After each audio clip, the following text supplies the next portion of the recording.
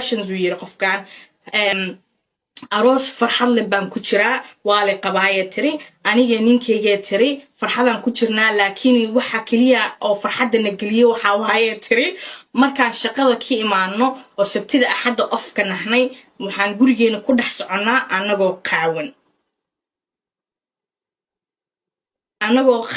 baan guriga ku dhex soconaa tiri taasna waxay nagu saacidaysaa tiri isku tageena bato because waan qaawan nahnay wallahi waxay tiri dadka waa inay isku dayaan inay gurigooda ku dhex socdaan ayagoo qaawan because damaca baa badanayo laakiin halka walwal ihaayo waxa way tiri hadee dadna arkaan dirshadaha naga arkaan laakiin taasna waxay nagu badisaayay tiri adrenaline waxa way cabsida alla ma lagu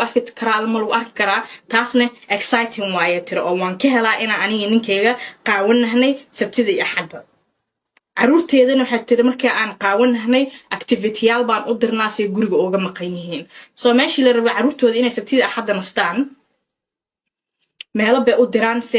ninkeeda iyo ayada guriga u meereystaan ayuu qaawan